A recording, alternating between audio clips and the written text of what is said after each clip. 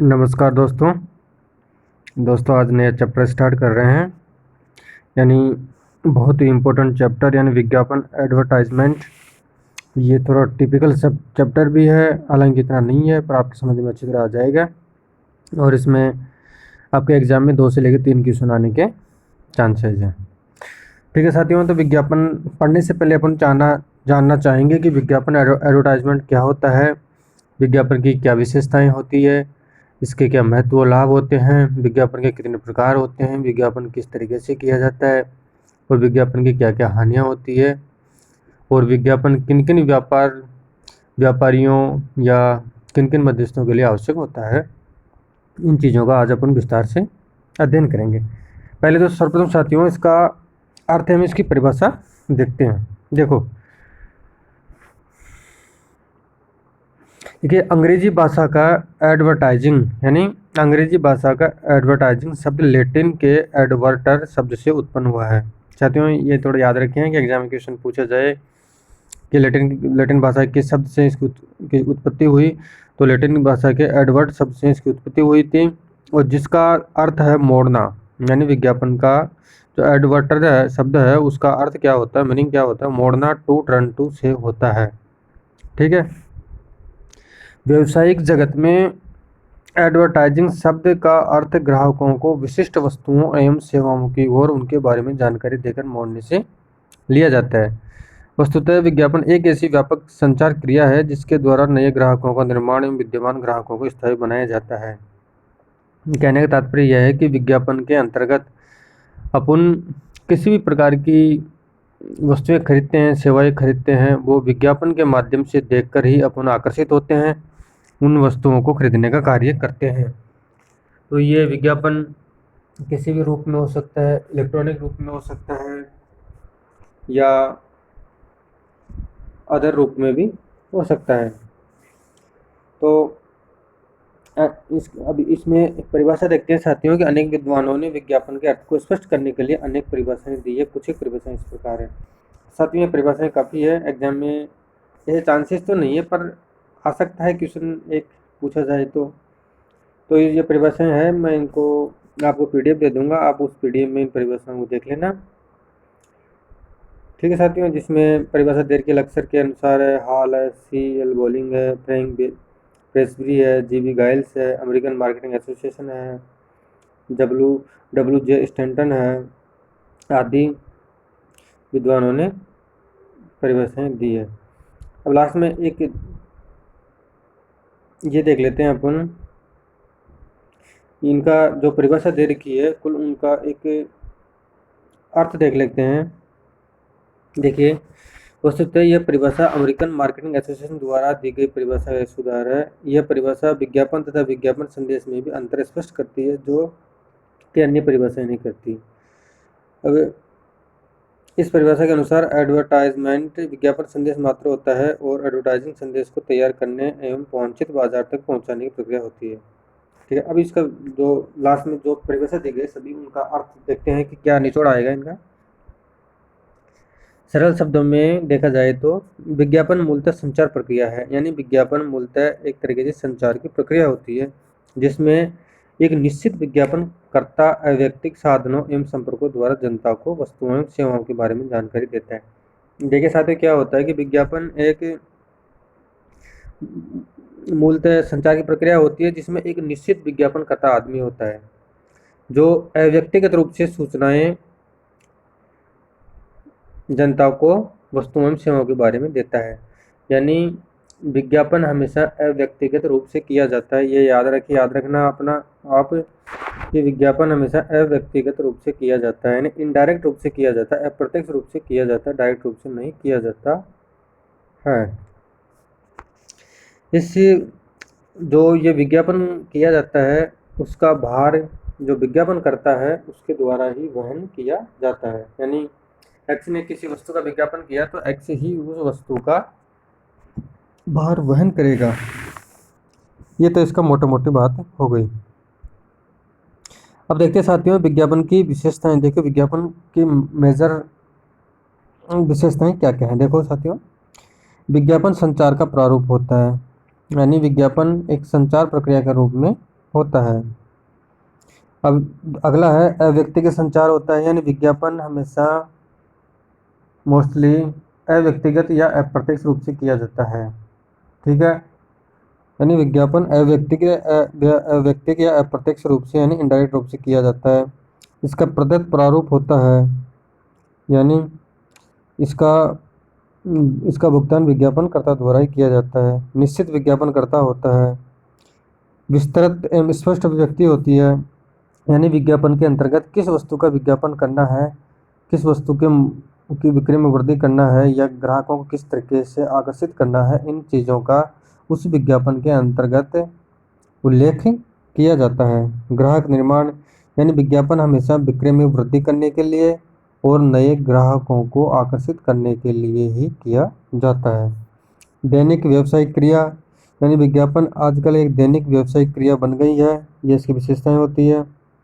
अब बात करते हैं साथियों विज्ञापन के उद्देश्य। ये तो हो गई विशेषताएं, अब बात करते हैं इसके उद्देश्यों की, यानी ऑब्जेक्ट क्या क्या है। देखो, इंग्लैंड तथा अन्य राष्ट्रों में हुए एक सर्वेक्षण ने स्पष्ट किया है कि विज्ञापन के निम्नलिखित उद्देश्य होते हैं, यानी क्या क्या इसके मेजर ऑब्जेक्ट हैं, देखते हैं। पहला तो इसका ऑब्जेक्ट है कि बिक्री में वृद्धि करना, यानी क्या है, विज्ञापन करेंगे तभी ग्राहकों को पता लगेगा संबंधित वस्तु या सेवा के बारे में, तो तभी वो आकर्षित होंगे, अट्रैक्टिव होंगे उस वस्तु के प्रति खरीदने के लिए, जिससे संस्था की बिक्री में वृद्धि होगी। अगला फायदा होगा बिक्री में सहायता पहुंचाना, यानी जो वस्तुओं का विक्रय किया जाएगा किसी उत्पादक द्वारा, जिससे विज्ञापन के माध्यम से ही लोगों को पहले से पता चल जाएगा, तो जिससे बिक्री में सहायता होगी। उत्पाद या ब्रांड धारणा का निर्माण करना, यानी विज्ञापन के माध्यम से व्यक्तियों के या मनुष्य के मन में यदि किसी वस्तु का विज्ञापन किया जाएगा तो उसकी एक तरीके से साइकोलॉजी बन जाएगी कि हमें उक्त वस्तु को खरीदना है या उक्त वस्तु अच्छी है या उसका अच्छा ब्रांड है। ये धारणा विज्ञापन के माध्यम से ही बनती है। क्रय प्रवृत्तियों को प्रभावित करना, यानी किसी ग्राहक की क्रय प्रवृत्तियाँ किस वस्तु के प्रति अधिक है, वो सब अच्छा विज्ञापन होगा, अच्छी क्वालिटी होगी तो क्रय प्रवृत्तियों को प्रभावित किया जा सकता है। उपभोक्ताओं को जानकारी देना एवं शिक्षित करना, ये विज्ञापन के माध्यम से ही उपभोक्ताओं को वस्तु के बारे में जानकारी दी जाती है, उसके गुण अवगुण उसकी विशेषताएं बताई जाती है और उनको इस बारे में शिक्षित करने का कार्य एडवर्टाइजमेंट प्रोसेस के द्वारा ही संभव हो पाता है। अगला है कंपनी के उत्पादों के ब्रांड धारणा में सुधार करना, यानी जो कंपनी की गुडविल है, उसका ब्रांड इक्विटी है, उसके धारणा में सुधार करने का कार्य विज्ञापन के माध्यम से किया जाता है। और नई वस्तुओं को बाजार में प्रवेश दिलाना आदि, यानी नई वस्तुएं, कोई नया व्यापार खोला है किसी कंपनी द्वारा या व्यवसाय द्वारा या किसी पुराने व्यवसाय द्वारा, कोई नई वस्तु मार्केट में उतारी जा रही है तो उसकी अधिक बिक्री करने के लिए विज्ञापन या ग्राहकों को आकर्षित करने के लिए विज्ञापन अति आवश्यक हो जाता है। अब आगे बात करते हैं साथियों, ये तो बात कर ली अपने कि इनके विज्ञापन की विशेषताएं और इनके महत्व या लाभ की। अब बात करते हैं अपन विज्ञापन के प्रकार, यानी विज्ञापन कितने प्रकार का होता है। ठीक है, देखो, पहला तो होता है विज्ञापन वस्तुगत एवं संस्थागत विज्ञापन। कौन सा होता है? वस्तुगत एवं संस्थागत विज्ञापन। अब इसका देखते हैं कि वस्तुगत विज्ञापन कौन सा होता है और संस्थागत विज्ञापन कौन सा होता है। देखो, वस्तुगत विज्ञापन में देखा जाए तो यह एक ऐसा विज्ञापन होता है जिसमें विज्ञापनकर्ता बाजार को उसकी वस्तुओं या सेवाओं के बारे में सूचना देता है, जिससे कि उस वस्तु विशेष या सेवा की बिक्री बढ़ सके अथवा ब्रांड की ख्याति बढ़ सके। यानी कहने का तात्पर्य यह है कि वस्तुगत विज्ञापन के अंतर्गत जो विक्रेता या व्यवसाय होता है वो उस वस्तु विशेष के बारे में बाजार में विज्ञापन करता है, लोगों के मध्य विज्ञापन करता है, जिससे कि उक्त वस्तु की बिक्री में वृद्धि हो सके और ग्राहक उसकी तरफ आकर्षित हो सके या ग्राहकों में स्थायित्व बना रह सके। इसे वस्तुगत विज्ञापन कहा जाता है। अब वस्तुगत विज्ञापन को निम्न भागों में डिवाइडेड किया गया है, देखते हैं। एक तो है प्रत्यक्ष कार्य और अप्रत्यक्ष कार्य विज्ञापन। देखते हैं इसके अंतर्गत प्रत्यक्ष कार्य विज्ञापन वह विज्ञापन होता है जिसमें विज्ञापनकर्ता विज्ञापन पाठकों से शीघ्र प्रत्युत्तर प्राप्त करने की इच्छा रखता है। इस उद्देश्य की पूर्ति के लिए विज्ञापनों में कूपन एक्सेट्रा दे दिए जाते हैं, जिन्हें विज्ञापक पाठकों से बुलवाकर मंगवाया जाता है। कहने का तात्पर्य यह है कि प्रत्यक्ष और अप्रत्यक्ष विज्ञापन के अंतर्गत जो प्रत्यक्ष रूप से विज्ञापनकर्ता द्वारा ग्राहकों से संपर्क किया जाता है और जो ग्राहक होते हैं, पाठक होते हैं, उनसे कूपन आदि चीज़ें उनको दी जाती है, उस बारे में उनसे क्यूरीज की जाती है और कूपन के माध्यम से उनको विज्ञापन के बारे में अवगत करवाया जाता है। अब आगे बात करते हैं साथियों प्राथमिक एवं चयनात्मक विज्ञापन। प्राथमिक विज्ञापन वह विज्ञापन होता है जो सामान्य तौर पर वस्तु की मांग में वृद्धि करता है, जैसे टेरिन मिश्रित कपड़े व्यक्तित्व को आकर्षक बनाते हैं। जो प्राथमिक विज्ञापन होता है साथियों, इसमें मुख्य तौर पर वस्तु की मांग में वृद्धि करने का कार्य किया जाता है। और जो सेलेक्टिव विज्ञापन है यानी चयनात्मक विज्ञापन वह विज्ञापन है जो कि विशिष्ट वस्तु की मांग में वृद्धि करता है। यानी प्राथमिक विज्ञापन तो कॉमन वस्तुओं के बारे में होता है तथा चयनात्मक विज्ञापन एक विशिष्ट वस्तु के बारे में विज्ञापन किया जाता है। आदि विज्ञापन चयनात्मक विज्ञापन की श्रेणी में आते हैं। यानी जो विशिष्ट वस्तु के बारे में विज्ञापन किया जाएगा वो चयनात्मक होगा और सामान्य वस्तुओं के बारे में वो प्राथमिक विज्ञापन होगा। अब अगला संस्थागत विज्ञापन। यानी संस्थागत विज्ञापन के कहने का तात्पर्य ऊपर तो हो गया प्राथमिक या वस्तुगत विज्ञापन। अब संस्थागत विज्ञापन में वस्तु का विज्ञापन ना करके साथियों संबंधित संस्था या जो व्यापार है उनका विज्ञापन किया जाता है ताकि ग्राहक उस व्यापार के बारे में जान सके, उस व्यापार की गुडविल को बढ़ा सके, उस व्यापार के प्रति आकर्षित हो सके और आने वाले भविष्य में उस व्यापार की वस्तुओं को खरीद कर उनके लाभों में वृद्धि करा सकें। ये संस्थागत विज्ञापन होता है। देखिए, एक ऐसा विज्ञापन होता है जो विक्रेता संस्था की ख्याति को बढ़ाने के लिए किया जाता है। ऐसे विज्ञापन का उद्देश्य किसी विशेष वस्तु या सेवा को बेचना नहीं होता है बल्कि संस्था की जन ख्याति को ऊंचा करना होता है। ऐसे विज्ञापन एक संस्था द्वारा बनाए जाने वाले उत्पादों की बिक्री में अप्रत्यक्ष रूप से वृद्धि करते हैं। ये विज्ञापन संस्था की नीतियों के बारे में व्यापारियों तथा ग्राहकों को सूचनाएं भी देते हैं। साथियों, ये तो हो गया अपना ये विज्ञापन का पार्ट वन वस्तुगत एवं संस्थागत विज्ञापन हो गया। अब देखते हैं अगला विज्ञापन का प्रकार देखते हैं साथियों राष्ट्रीय एवं स्थानीय विज्ञापन।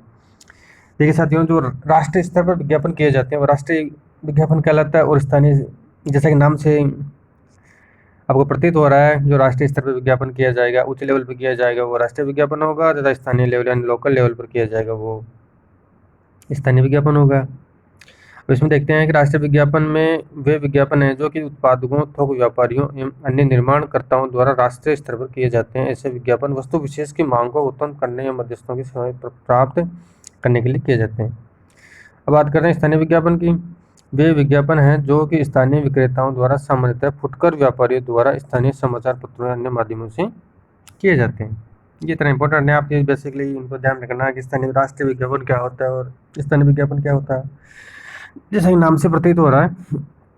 अब अगला प्रकार है साथियों उपभोक्ता एवं औद्योगिक विज्ञापन। देखिए, उपभोक्ता विज्ञापन और औद्योगिक विज्ञापन क्या होते हैं। देखो, जो विज्ञापन उपभोक्ता वस्तुओं के बारे में उपभोक्ताओं के हितों के लिए किए जाते हैं उन्हें उपभोक्ता विज्ञापन कहा जाता है और ये इनका भाग एक विस्तृत रूप से होता है।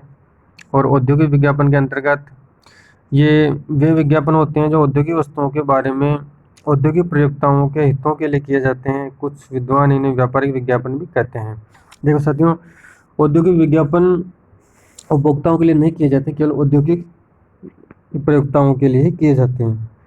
लेकिन जो औद्योगिक विज्ञापन है इसको कुछ विद्वान क्या कहते हैं, यानी व्यापारिक विज्ञापन भी इनको कहा जाता है। क्या कहा जाता है साथियों, इनको व्यापारिक विज्ञापन भी कहा जाता है, व्यापारिक विज्ञापन। ठीक है, अब आगे देखते हैं। संस्थाओं को माल खरीदने के लिए प्रेरित करते हैं। वर्तमान में औद्योगिक विज्ञापनों में एक विशेष प्रकार के विज्ञापन किए जाने लगे हैं जिन्हें एंड प्रोडक्ट एडवर्टाइजिंग या ब्रांडेड इंटीग्रेटेड एडवर्टाइजिंग कहा जाता है। अब अगला विज्ञापन का प्रकार देखते हैं निर्माता, उत्पादक, मध्यस्थ, फुटकर, व्यापारी विज्ञापन। देखिए साथियों, इसमें मैं बता देता हूँ आपको मोटा मोटा। निर्माता विज्ञापन होता है वो जो माल का प्रोडक्शन या कंस्ट्रक्शन का कार्य करती है, जो निर्माता संस्था या उनको उत्पादक भी कहते हैं। निर्माता संस्थाओं द्वारा अपने निर्माण या अपने अपने वस्तुओं के या उत्पादन के बारे में विज्ञापन किया जाता है। वो विज्ञापन अपने छोटे अपने से जो उनके छोटे चैनल पर होते हैं, मध्यस्थ होते हैं, फुटकर व्यापारी होते हैं, थोक व्यापारी होते हैं, उनको विज्ञापन किया जाता है या उनके माध्यम से निचले स्तर पर विज्ञापन का कार्य करवाया जाता है। अब बात करते हैं सहकारी विज्ञापन। जैसे कि नाम से आपको प्रतीत हो रहा है, कोऑपरेटिव एडवर्टाइजमेंट यानी सहकारी विज्ञापन वह विज्ञापन है जो कि स्थानीय स्तर पर फुटकर व्यापारियों द्वारा राष्ट्रीय स्तर पर विज्ञापित वस्तु के प्रचार प्रसार के लिए किया जाता है। यानी यह विज्ञापन स्थानीय स्तर पर जो फुटकर व्यापारी होते हैं, यानी थोक व्यापारी से छोटे व्यापारी फुटकर व्यापारी होते हैं, द्वारा राष्ट्रीय स्तर पर विज्ञापित वस्तु के प्रचार प्रसार के लिए करते हैं, जिसका वे राष्ट्रीय स्तर के विज्ञापन एवं स्थानीय विज्ञापन द्वारा विज्ञापन एक सेकंड रुकिएगा। विज्ञापन सहकारी विज्ञापन कहलाते हैं। ये दो तरह के हो सकते हैं, जैसे एक तो होता है क्षैतिज सहकारी विज्ञापन और द्वितीय होता है लंबवत सहकारी विज्ञापन। अब अगला विज्ञापन की बात करते हैं, अन्वेषकता स्तरकर्ता विज्ञापन। जो किसी वस्तु की शोध के बारे में विज्ञापन किया जाता है वह अन्वेषक विज्ञापन कहा जाता है। और जो भावी अपने वर्तमान में जो ग्राहक होते हैं संस्था के, उनको स्थायी बनाए रखने के लिए स्तरकर्ता विज्ञापन किया जाता है, या जिसे स्तरकर्ता विज्ञापन कहा जाता है। देखो, जो विज्ञापन किसी वस्तु के लिए नए बाजार का निर्माण करते हैं उन्हें अन्वेषक विज्ञापन कहा जाता है, और जो विज्ञापन पहले से प्रचलित वस्तु की मांग को स्थिर बनाए रखने के लिए किए जाते हैं वे स्तरकर्ता विज्ञापन कहलाते हैं। अब आगे बात करते हैं साथियों, अगला विज्ञापन है 7वें नंबर का धक्का एवं खींच विज्ञापन। देखो, धक्का विज्ञापन तो जो मध्यस्थ लोग होते हैं उनको माल खरीदने के लिए या प्रेरित करने के लिए किए जाते हैं। क्या किए जाते हैं साथियों? जो मध्यस्थ लोग होते हैं, जब जैसे कोई कंपनी या संस्था माल का उत्पादन प्रोडक्शन कर रही है, अब उस माल को बेचने के लिए उनको सर्वप्रथम जो थोक व्यापारी होते हैं उनको माल भेजना होता है। उसके पश्चात थोक व्यापारी फुटकर व्यापारियों को देते हैं, फुटकर व्यापारी ने अपने नीचे मध्यस्थ या रिटेलर को देते हैं। इस तरह से चयन श्रृंखला बनी होती है और रिटेलर लास्ट में उपभोक्ताओं को अपना माल बेचते हैं। तो जो मध्यस्थों को माल क्रय करने के लिए किए जाते हैं वो धक्का विज्ञापन कहलाते हैं, और जो विज्ञापन ग्राहकों को माल क्रय करने के लिए किए जाते हैं उन्हें खींच विज्ञापन कहा जाता है। दोस्तों, थोड़ा ये अच्छा प्रकार है विज्ञापन का, इसको आप एग्जाम में पूछा जाए तो याद रखना कि धक्का विज्ञापन किसे कहते हैं और खींच विज्ञापन किसे कहते हैं। धक्का विज्ञापन तो मध्यस्थों को आकर्षित करने के लिए या मध्यस्थों को माल क्रय करने के लिए प्रेरित करने के लिए होता है, तथा खींच विज्ञापन ग्राहकों को माल क्रय करने के लिए प्रेरित करने हेतु होता है। अब आगे देखते हैं साथियों कि व्यवसाय एवं पेशेवरों से संबंधित विज्ञापन। जो बिजनेस के रिगार्डिंग विज्ञापन होते हैं वो व्यावसायिक विज्ञापन कहलाते हैं। जो पेशेवर लोग होते हैं, जैसे चार्टर्ड अकाउंटेंट हुआ, एडवोकेट हुआ, इंजीनियर्स हुए, डॉक्टर्स हुए आदि से संबंधित विज्ञापन पेशेवर से संबंधित विज्ञापन कहलाते हैं। अब बात करते हैं नॉन प्रोडक्ट विज्ञापन, एंड जो नॉन उत्पाद वाले विज्ञापन होते हैं उनको नॉन प्रोडक्ट विज्ञापन कहा जाता है। देखो, इस विज्ञापन के अंतर्गत विचारों, अवधारणाओं, जीवन मूल्यों, छवि, जीवन शैलियों को प्रभावित कर समय अनुकूल बदलने के लिए किए जाते हैं, ये विचार विज्ञापन कहलाते हैं। यानी जो लाइफ स्टाइल के बारे में विज्ञापन किए जाते हैं वो नॉन प्रोडक्ट विज्ञापन कहलाते हैं। अब बात करते हैं सरोगेट विज्ञापन। साथियों, थोड़ा इंपॉर्टेंट है, इसको ध्यान रखें, एग्जाम क्वेश्चन पूछा जाए सरोगेट विज्ञापन कैसे कहते हैं। देखिए, सरोगेट विज्ञापन वो होते हैं जो सरकार द्वारा उन विज्ञापनों पर प्रतिबंध लगाया जाता है। क्या लगाया जाता है? प्रतिबंध लगाया जाता है, जिससे कि आम जनता में या जनमानस में किसी प्रकार का द्वेष उत्पन्न नहीं हो या विरोधाभास उत्पन्न नहीं हो। यानी ये मुख्यतया मोस्टली जो शराब उत्पादन करने वाली कंपनियां हैं उन कंपनियों का उत्पादन सरोगेट विज्ञापन कहलाता है। जिसमें अपन देखते हैं कि कभी अपन मदिरा का कभी विज्ञापन नहीं देखा, तो इन चीज़ों का विज्ञापन सरकार द्वारा प्रतिबंधित कर रखा है, इसलिए इनका विज्ञापन सरोगेट विज्ञापन कहलाता है। देखो, जब किसी देश का कानून किसी उत्पाद वर्ग के विज्ञापनों पर रोक लगा देता है तो विज्ञापनकर्ता ब्रांड विस्तार रीति नीति अपनाकर अपने प्रचलित ब्रांड के नाम में उनके अन्य उत्पादकों को दे देते हैं, ताकि प्रतिबंधित उत्पाद वर्ग के उत्पादों की ओर ग्राहकों का ध्यान स्वतः आकृष्ट हो जाए। सरकार ने हालांकि इसका प्रतिबंध लगा रखा है, पर इनका गलत तरीके से जो विज्ञापनकर्ता होते हैं, कंपनियां होती है, उन विज्ञापनकर्ताओं को मिला जुला नाम देके उन वस्तुओं के बारे में आकर्षित करने का प्रयास किया जाता है। हमारे देश में शराब उत्पादकों के विज्ञापनों पर रोक है। Peg fibre, McDonald, whisky brand के नाम से उत्पादन पेग, ये जो भी नाम दे रखे हैं, इनका नाम लेके जो ये शराब बनाने वाली कंपनियां हैं उनको मिला जुला नाम का प्रचार प्रसार करके आकर्षित करने का कार्य किया जाता है। अब साथियों, ये तो अपने विज्ञापन के प्रकार पढ़ लिए। अब बात करते हैं कि विज्ञापन का महत्व एवं लाभ क्या है। देखो, विज्ञापन का इम्पोर्टेंस एंड प्रॉफिट क्या है। देखो, अब विज्ञापन का कुछ न कुछ लाभ होगा तभी तो इसको बनाया गया है, जब ये विज्ञापन किया जाता है, अन्यथा इसका उपयोग करना व्यर्थ होता है। यानी हमारा संपूर्ण जीवन विज्ञापन हो गया है, क्योंकि जहाँ कहीं भी हम होते हैं विज्ञापन हमारे संग रहता है। यानी जहाँ कहीं भी अपन रहते हैं विज्ञापन हमारे साथ साथ चलता है। विज्ञापन के महत्व को निम्नलिखित लाभों के संदर्भ में समझा जा सकता है। देखो साथियों, पहला तो देखते हैं अपन उत्पादक या निर्माणक होते हैं उनको क्या लाभ होता है विज्ञापन से। यानी सर्वप्रथम उनके बात करें जहाँ पर वस्तु का निर्माण किया जाता है, या जो उत्पादक होते हैं या निर्माणक होते हैं उनको सर्वप्रथम विज्ञापनों से क्या लाभ होता है। पहला बात करते हैं टॉपिक पर अपन देखो, पहला तो उनको लाभ होता है कि उत्पादन में वृद्धि होगी। यदि निर्माणी संस्था द्वारा ही विज्ञापन नहीं किया जाएगा तो आगे उपभोक्ताओं को किस प्रकार से पता लगेगा कि वो वस्तु कंपनी किस प्रकार की बना रही है, जिससे उत्पादन में वृद्धि होगी। पहला तो ये लाभ होगा, लोग आकर्षित होंगे तो उत्पादन अधिक करना पड़ेगा, अधिक बिक्री होगी। मांग में सतत वृद्धि, जो वस्तु की मांग है उसमें वृद्धि रहेगी। उत्पादन लागत में कमी आएगी, क्योंकि अधिक वस्तुओं का उत्पादन होगा, अधिक बिक्री होगी, तो स्वाभाविक रूप से है कि कम लागत आएगी। वितरण व्यय में कमी आएगी, यानी जो डिस्ट्रीब्यूशन के व्यय हैं उसमें कमी आएगी। संस्था के व्यवसाय में लाभों में वृद्धि होगी। स्वाभाविक है कि विज्ञापन अधिक होगा, वस्तुओं की बिक्री अधिक होगी तो व्यवसाय को लाभ होगा, उसकी गुडविल में वृद्धि होगी, नई वस्तुओं का प्रचलन बढ़ेगा, विक्रेताओं को सहायता प्रदान होगी, अच्छी वितरण श्रृंखलाओं की उपलब्धि होगी, क्योंकि यदि अच्छा विक्रय होगा तो विपणन मार्केटिंग भी बढ़ेगा, जिससे वितरण श्रृंखलाओं की चयन बढ़ेगी। नवीन उत्पादन और मशीनों एवं विधियों का प्रयोग होगा, नई यदि वस्तुओं में वृद्धि होगी, लोग आकर्षित होंगे, टेक्नोलॉजी में समय समय पर सुधार होगा, वस्तुओं के प्रयत्नों की सूचनाएं मिलेगी, मूल्य में स्थिरता रहेगी, जन प्रतिष्ठा में वृद्धि होगी, यानी अपनी गुडविल में वृद्धि होगी। यानी ये तो लाभ हो गया उत्पादक तथा निर्माणकों को लाभ होगा विज्ञापन से। अब बात करते हैं मध्यस्थों क्या लाभ होगा। देखिए, जो मध्यस्थ होते हैं जैसे थोक व्यापारी है, फुटकर व्यापारी है, या अन्य उनका कोई छोटा रूप है, जैसे मध्यस्थों को लाभ क्या होगा। देखो, पहले देखते हैं उत्पादकों एवं निर्माणकों से संपर्क। यानी विज्ञापन के माध्यम से जो वस्तु का उत्पादक कर रहे हैं या निर्माण कर रहे हैं उनसे सीधा संपर्क बना रहेगा, विक्रय में वृद्धि होगी, मूल्य में स्थायित्व बना रहेगा, विक्रय कार्य का सरल हो जाएगा।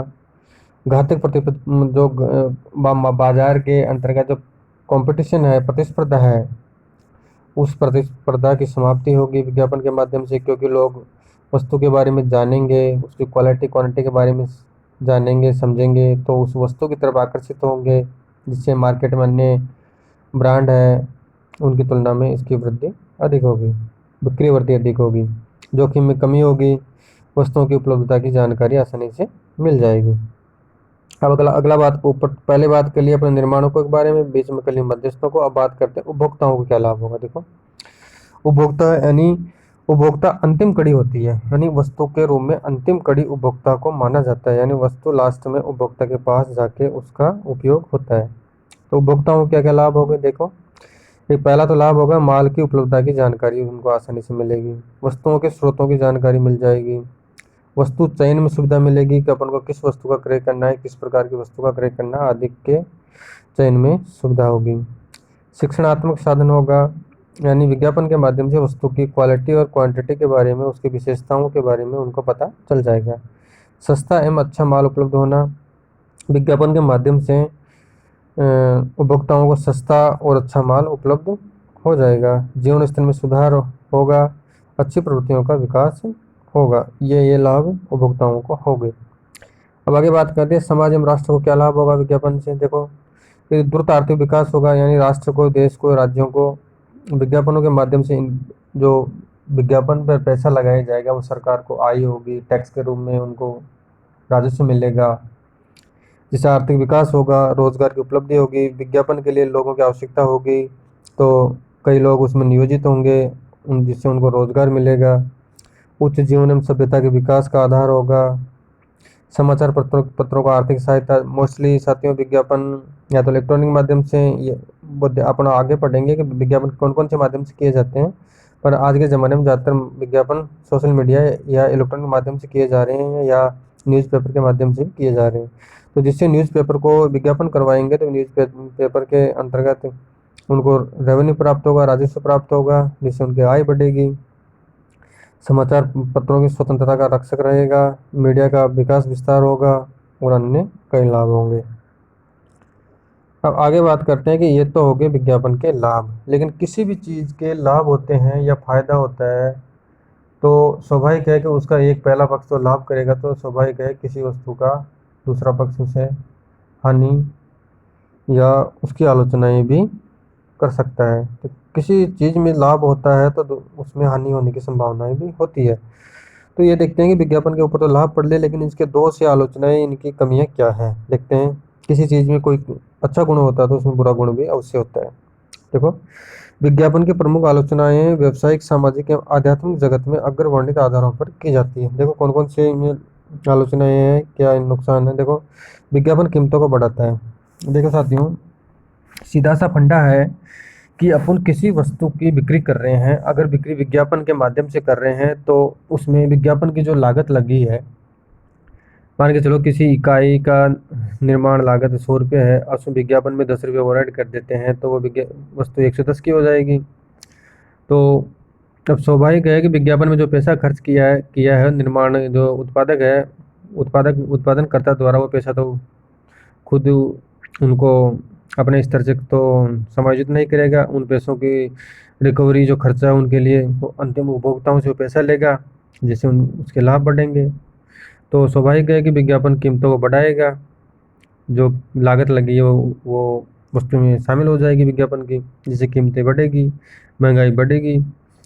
विज्ञापन एकाधिकार को जन्म देता है, यानी विज्ञापन एक मोनोपोली रूप धारण कर लेता है, जिससे एकाधिकार को जन्म दे देता है। विज्ञापन एक अपव्यय होता है, यानी देखो विज्ञापन एक तरीके से ऐसे तो फायदेमंद है, पर कई बार एक तरीके से खर्चा भी माना जाता है। विज्ञापन सामान्यतः मिथ्याजनक भी होते हैं। विज्ञापन मोस्टली वस्तु की क्वालिटी क्वांटिटी क्या होती है और विज्ञापन में क्या चीज़ें बताई जाती है, जिससे विज्ञापन झूठा या भ्रमित या मिथ्याजनक भी हो सकता है। फिजल को खर्ची को बढ़ावा भी देता है, राष्ट्रीय साधनों का दुरुपयोग भी करता है, क्योंकि अपन देखते हैं विज्ञापन आजकल शहरों में हर गली मोहल्लों में लगे रहते हैं, बड़े बड़े होर्डिंग्स रहते हैं, जिससे जनमानस को काफ़ी परेशानी होती है। राष्ट्रीय साधनों का दुरुपयोग भी करते हैं, नैतिक पतन में सामाजिक बुराइयों को जन्म भी देते हैं, अश्लील विज्ञापन किए जाते हैं, जिससे सामाजिक बुराइयाँ जन्मती है, लोगों में गलत प्रभाव आता है, नगरीय सौंदर्य पर बुरा असर भी पड़ता है, कीमत विहीन प्रतियोगिता को बढ़ावा भी मिलता है। यह सभी आदि कारण होते हैं। अब साथियों बात करते हैं विज्ञापन के माध्यम, यानी अब बात करते हैं इनके साधनों की, यानी विज्ञापन के प्रकार। अपने विज्ञापन के प्रकार देख लिया, इनके क्या लाभ है, किन किन मध्यस्थों, फुटकर व्यापारियों या निर्माणकों को, उपभोक्ताओं क्या क्या लाभ है, क्या क्या इनकी हानियां हैं, क्या क्या आलोचनाएं हैं, ये सब चीज़ें अपने ऊपर पढ़ ली। अब बात करते हैं कि विज्ञापन के माध्यम, यानी विज्ञापन किस तरीके से किया जाते हैं, इनके साधन क्या है, इनकी किस तकनीक के माध्यम से किया जाता है, इन चीज़ों को अपन देख रहे हैं। ठीक है, अब बात करते हैं पहले विज्ञापन के माध्यम में, इसके बारे में समझते हैं कि वांछित बाजारों तक जिन साधनों की सहायता से विज्ञापनकर्ता वस्तुओं, सेवाओं या विचारों के बारे में संदेश पहुंचाते हैं। यानी कहने का तात्पर्य यह है कि जो सिलेक्टेड बाजार है उनमें जो सूचनाएं विज्ञापन के माध्यम से पहुंचाई जाती है, वो किस तरीके से पहुंचाई जाती है, उस किस साधन से पहुंचाई जाती है, उन्हें विज्ञापन माध्यमों की संज्ञा दी जाती है। यानी जो ये अपने PS नाइस्टॉम एक प्रबंध शास्त्री है के अनुसार, विज्ञापन का माध्यम एक ऐसा वाहन या साधन है जिसके जरिए कोई विज्ञापन या संदेश व्यक्तियों या समूहों को प्रभावित करने की आशा से उन तक पहुंचाया जाता है। अगले विद्वान क्या कह रहे हैं, देखो RS डावर के अकॉर्डिंग विज्ञापन के माध्यम से आशय उन साधनों से हैं जिनके द्वारा विज्ञापनकर्ता संभावित उपभोक्ताओं को प्रभावित करने के लिए अपना संदेश संप्रेषित करते हैं। अन्य शब्दों में विज्ञापन माध्यम एक ऐसा भौतिक साधन है जिसके द्वारा एक निर्माता अथवा वितरक अपनी वस्तुओं या सेवाओं के बारे में उपभोक्ताओं को जानकारी देता है। तो इसका कहने का तात्पर्य मोटा मोटा यह अर्थ यही हुआ है कि विज्ञापन किस तरीके से या किन वस्तुओं या साधनों की सहायता से अंतिम उपभोक्ताओं तक पहुंचाया जाता है। उसके बारे में ये बता रखा है। अब बात करते साथियों विज्ञापन के माध्यम का चुनाव करते समय ध्यान रखने योग्य बातें, यानी अपन ने विज्ञापन करना है।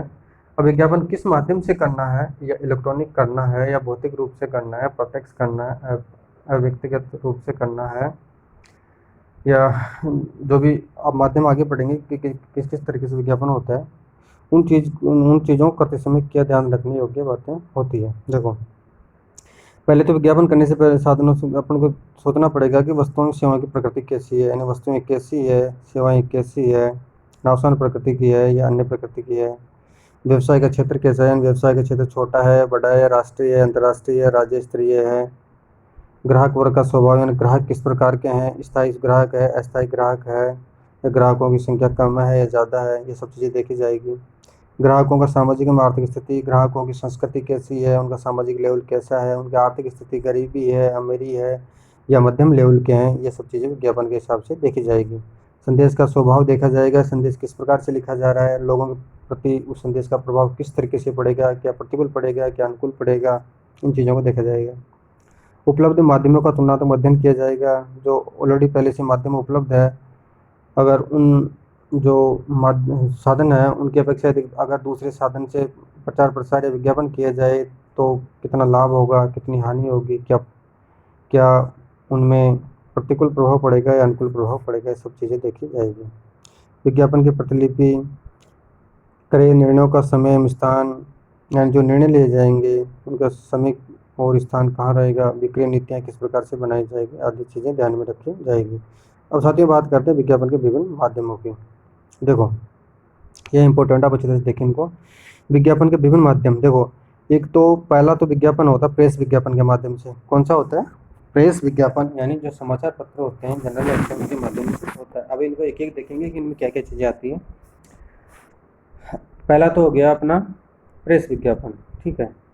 अब दूसरा हो गया अपना बाह्य विज्ञापन, क्या हो गया? बाहरी विज्ञापन भी कहा जाता है इसको। अगला हो गया अपना मनोरंजन विज्ञापन, एक हो गया, अगला हो गया डाक द्वारा प्रत्यक्ष विज्ञापन, और क्रय केंद्र विज्ञापन, और लास्ट हो गया अन्य माध्यम। यानी 6 माध्यम हो गए विज्ञापन के। देखते हैं। अब प्रेस विज्ञापन के अंतर्गत साथियों एक तो आता है समाचार पत्र, तो न्यूज़पेपर अपन डेली पढ़ते हैं, पत्रिकाएं होती है, विशिष्ट जनरल एवं डायरेक्टरीज जाती है जिनमें विज्ञापन किया जाता है। अब विज्ञापन अपन देखते हैं कि विज्ञापन समाचार पत्रों में मोस्टली आते हैं, फर्स्ट पेज पे आते हैं, लास्ट में आते हैं, बीच में आते हैं। और विज्ञापन, इनमें भी विज्ञापन 2 तरीके से होता है, एक तो क्लासिफाइड विज्ञापन और एक अनक्लासिफाइड विज्ञापन, यानी वर्गीकृत और अवर्गीकृत। तो वर्गीकृत विज्ञापन तो वो होता है जो एक छोटे रूप में विज्ञापन दिया जाता है, ठीक है, जिसका स्थान काफ़ी छोटा होता है और उसमें जो संदेश होता है काफ़ी छोटा होता है, वो तो होता है वर्गीकृत विज्ञापन। और जो अवर्गीकृत विज्ञापन होता है एक तरीके से बड़े पेज पर दिया जाता है, वो वर्गीकृत विज्ञापन कहलाता है। प्रेस विज्ञापन में तो ये चीज़ आ गई। अब बात करते हैं बाह्य विज्ञापन। अब बाह्य विज्ञापन अपन देखते हैं कि मार्केट के अंतर्गत गली मोहल्लों, दीवारों, सड़कों आदि पुलों पर पोस्टर्स लगे रहते हैं, साइन बोर्ड लगे रहते हैं, यातायात विज्ञापन रहते हैं, सैंडविचमैन विज्ञापन आदि बाह्य विज्ञापन के रूप में आते हैं। सैंडविचमैन विज्ञापन और आकाश लेखन, ये आकाश लेखन विज्ञापन आजकल नहीं किए जाते, पहले किए जाते थे। जो आकाश में कोई चीज़ छोड़ी जाती थी, उसमें रंग अलग अलग रंगों की चीज़ें प्रदर्शित होती थी, वो आकाश विज्ञापन कहा जाता था। वो आगे मनोरंजन विज्ञापन। मनोरंजन विज्ञापन के अंतर्गत साथियों कौन कौन सी साधन शामिल होते हैं, जिसमें तो सिनेमा होता है, अपन सिनेमा में देखते हैं विज्ञापन आते हैं, रेडियो आता है, टेलीविज़न के अंतर्गत विज्ञापन आते हैं, नाटक, संगीत, मेले, प्रदर्शनियों में भी विज्ञापन किए जाते हैं। अगला प्रकार है डाक द्वारा प्रत्यक्ष विज्ञापन, यानी डाक के माध्यम से डायरेक्ट रूप से विज्ञापन किया जाता है, जिसमें परिपत्र के माध्यम से होता है, विक्रय पत्र, पुस्तिकाएं, सूची पत्र, फोल्डर्स पत्र, कैलेंडर, गृह पत्रिका आदि के माध्यम से विज्ञापन किए जाते हैं। अगला है क्रय केंद्र बिंदु विज्ञापन। देखिए अपन बड़े बड़े शोरूम होते हैं, मॉल होते हैं, उसके अंतर्गत देखते हैं बड़ी बड़ी दुकानें होती है, तो उनमें ग्राहक को आकर्षित करने के लिए एक तरीके से काउंटर सजावट की जाती है, वातायन सजावट की जाती है, ऐसे विज्ञापन क्रय केंद्र बिंदु विज्ञापन कहलाते हैं। अब अगला लास्ट देखते हैं जो अन्य माध्यम है, उनमें लाउड स्पीकर विज्ञापन आते हैं। गली मोहल्ले में आजकल लाउड स्पीकर से विज्ञापन किया जाता है, विशिष्ट विज्ञापन किए जाते हैं, प्रोग्राम विज्ञापन भी किया जाता है, और आज के ज़माने में लेटेस्ट सोशल मीडिया के माध्यम से या इंटरनेट के माध्यम से विज्ञापन का कार्य किया जा रहा है। तो ये तो हो गए विज्ञापन के विभिन्न माध्यम या साधन। अब साथियों, अब बात करते हैं इनका, थोड़ा डिटेल से देख लेते हैं कि प्रेस विज्ञापन क्या है, भाग क्या है, क्रय बिंदु क्या है, सिनेमा विज्ञापन क्या है। देखते हैं प्रेस विज्ञापन के अंतर्गत प्रेस विज्ञापन का अर्थ वस्तुओं एवं सेवाओं के बारे में समाचार पत्र, पत्रिकाओं या जर्नल्स में जानकारी प्रकाशित करवाने से हैं, जिसे सैकड़ों व्यक्तियों द्वारा पढ़ा व सुना जाता है। यानी प्रेस विज्ञापन में जो अपन विज्ञापन प्रकाशित करेंगे, जो हजारों सैकड़ों व्यक्तियों द्वारा पढ़ा जाता है, विज्ञापन का यह माध्यम सबसे अधिक लोकप्रिय एवं प्रचलित है। साथियों याद रखें कि विज्ञापन का जो ये प्रेस विज्ञापन माध्यम है सबसे प्रचलित एवं लोकप्रिय है। इसे छोटे से लगाकर बड़े व्यवसाय विभिन्न स्थानों पर रहने वाले ग्राहकों को प्रभावित करने हेतु अपनाते हैं। अब आगे बात करते हैं भाव विज्ञापन की। यानी भाव विज्ञापन का अर्थ जो दीवारों पर, गलियों पर, कोनों में, सड़कों के किनारों, चलती फिरती गाड़ियों में देखते हैं अपन, रेलवे स्टेशनों पर, वायुमंडल एक्सेट्रा स्थानों पर विज्ञापनों का प्रदर्शन करने से हैं। तो भाव विज्ञापन दीवार विज्ञापन भी कहा गया है। यानी भाव विज्ञापन को साथियों एग्जाम क्वेश्चन पूछा जाए अन्य किस नाम से जाना जाता है, तो भाव विज्ञापन को दीवार विज्ञापन के नाम से भी जाना जाता है। क्या जाना जाता है? दीवार विज्ञापन के नाम से भी जाना जाता है। मनोरंजन विज्ञापन पर देख लिया अपन ने। अब डाक द्वारा प्रत्यक्ष विज्ञापन के अंतर्गत देखो, डाक द्वारा विज्ञापन में विज्ञापनकर्ता ग्राहकों से डाक द्वारा प्रत्यक्ष संपर्क स्थापित करता है, यानी डायरेक्टली उनसे संपर्क स्थापित करता है। इस माध्यम द्वारा संपर्क स्थापित करने के लिए संभावित ग्राहकों को विक्रय साहित्य एवं अन्य विविध जानकारी डाक के जरिए भेजी जाती है। यानी डाक के माध्यम से जो संबंधित ग्राहक होते हैं, उपभोक्ता होते हैं, उनको संबंधित वस्तु के बारे में संपूर्ण विवरण या गस्ती पत्र आदि के माध्यम से उनको भेजा जाता है। अब तक यह माध्यम औद्योगिक वस्तुओं के विज्ञापन के लिए काम में लिया जाता रहा था, किंतु वर्तमान में उपभोक्ताओं के प्रचार के लिए भी इन्हें अपनाया जाने लगा है। अब बात करते हैं क्रय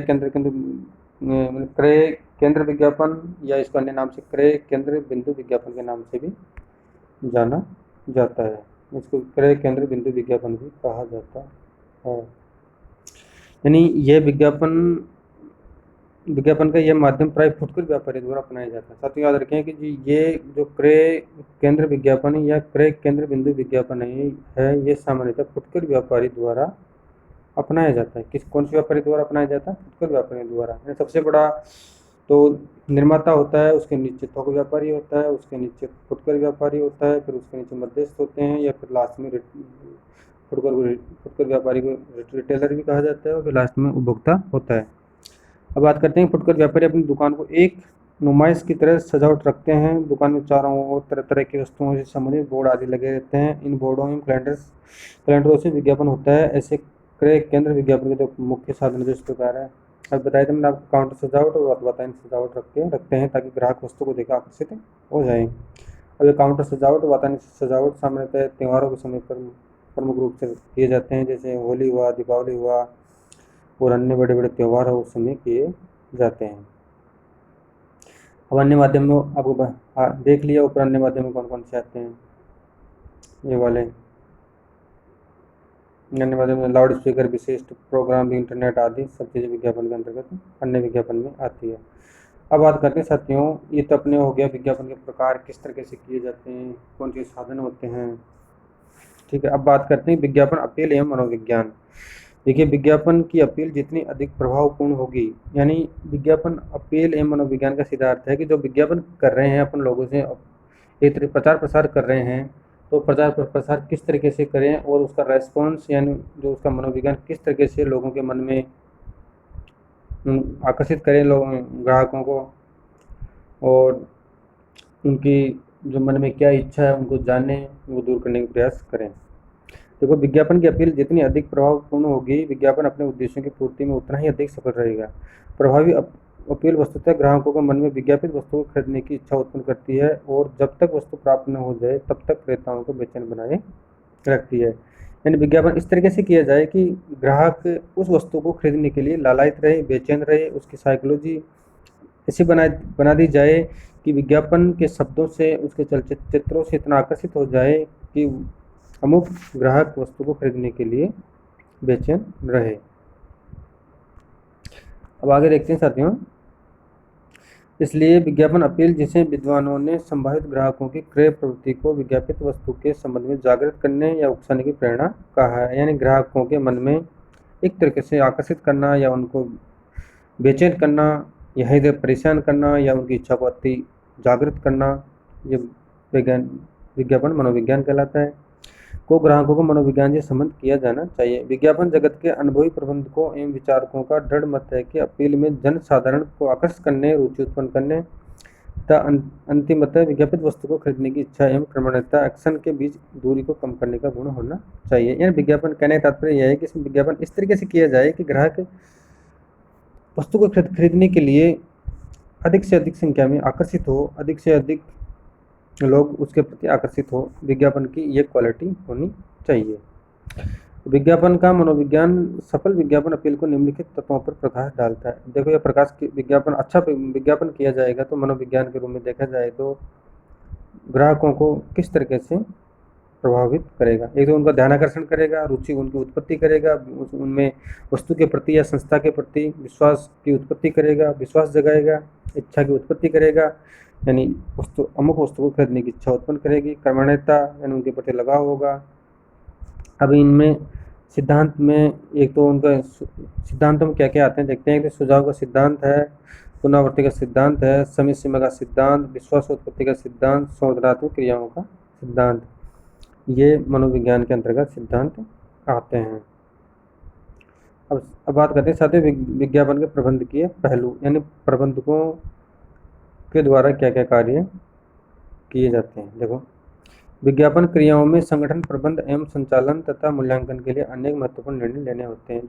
जो कंपनी के मैनेजर्स होते हैं, ये संस्था का मालिक होता है, उनके द्वारा विज्ञापन करते समय क्या क्या पहलुओं को, क्या किन किन तथ्यों को, फैक्ट्स को ध्यान में रखना होता है कि विज्ञापन कब करना है, कितना करना है, कितना पैसा खर्च करना है, कितने समय में करना है, किस वस्तु के लिए खर्च करना है, उसे विज्ञापन करने से अपन को क्या लाभ होगा या नहीं होगा, वस्तु की बिक्री बढ़ेगी या नहीं बढ़ेगी, संदेश किस प्रकार से देना है, विज्ञापन का माध्यम क्या बनाना है, इन सब चीज़ों का प्रबंधक द्वारा निर्णय लिया जाता है। देखो, विज्ञापन क्रियाओं के संगठन, प्रबंध एवं संचालन तथा मूल्यांकन के लिए अनेक महत्वपूर्ण निर्णय लेने होते हैं। यानी उनके ऑपरेटिंग और उनके इवैल्यूएशन के लिए प्रबंधक या संगठन के जो स्तर पर अधिकारी होता है उसके द्वारा वेरियस डिसीजन लेने होते हैं, जिन्हें विज्ञापन के निर्णय क्षेत्रों अथवा प्रबंधकीय पहलुओं के नाम से भी जानते हैं। अब सामान्यतः विज्ञापन कब करना चाहिए, उसके उद्देश्य क्या होने चाहिए, विज्ञापन कार्यक्रम में कुल कितनी धनराशि व्यय की जानी चाहिए, विज्ञापन क्रियाओं का संगठन कैसे किया जाना चाहिए, संदेश का माध्यम क्या होना चाहिए, कि